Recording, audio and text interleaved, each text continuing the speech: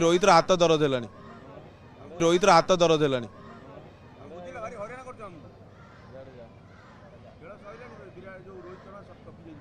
देखो तो बारवाटी विजय सह टीम इंडिया सीरीज को कब्जा करछि देखुवे फ्रंट सीट रे विराट कोहली बसचंती या सहित पांड्या बसचंती हार्दिक पांड्या बसचंती पूरा टीम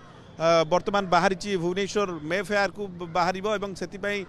कार्केट प्रस्तुत हो सारी टीम इंडिया उभय टीम एटू बाहर तेज जदिओ विराट कोहली आज टी बल्ला चली नाला किंतु दमदार शतक अर्जन करते अधिनायक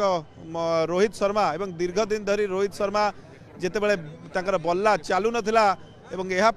बल्ला चलला आज सेंचुरी कले सीरीज को कब्जा कर टीम इंडिया जहाँ आशा करा बारवाटी एक हाई स्कोरिंग मैच हम पूर्व आम कहूलु जहाँ क्यूरेटर मान सहित आलोचना करूँ जे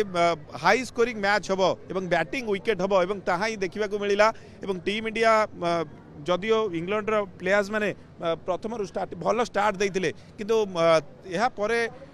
टीम इंडिया भल बोलिंग करथिला जदिओ आशा कर इंग्लैंड टीम आउ पाखापाखि 20 ରୁ 30 रन अधिका करिवो किंतु 304 भितर टीम इंडिया रखिबारे सक्षम होइतिला रोहित शर्मा आरंभ ही अटैकिंग खेल खेली ही आशा करा निश्चित भाव ये मैच रे टीम इंडिया विजय हम बैटिंग लाइन जो भल स्टार्ट देले पर सुमन गिल भल प्रदर्शन कले श्रेयस आयर को कथा कहतु से भल प्रदर्शन कले पूरा टीम आज जबरदस्त परफॉर्मेंस करछि बोलिंग रे विशेषकर जाडेजा जबरदस्त प्रदर्शन करिसेंती पूरा टीम इंडिया आज भल प्रदर्शन करछंती देखुचंती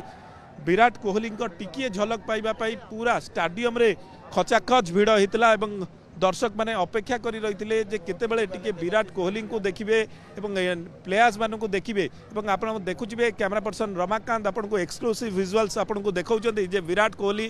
फ्रंट सीट रे बसिचंती या सहित हार्दिक पांड्या सहित बसचंती पूरा टीम एबे बस छाड़िबो किछि समय भितर समस्ते आशा करथिले विराट कोहली बल्ला टिके आज चलिबो किंतु विराट फेल्युअर जदि हेइतिले किंतु टीम इंडिया विजय हासिल करछि जबरदस्त विजय यह परे पूरा दर्शक खुश अच्छी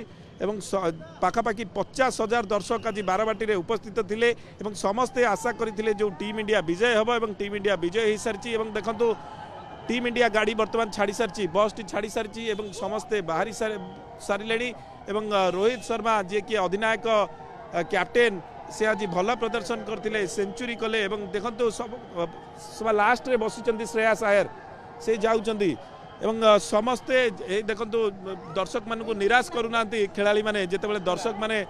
शुभेच्छा जनाऊँ हाथ हलाउं से अभिवादन ग्रहण करुँच।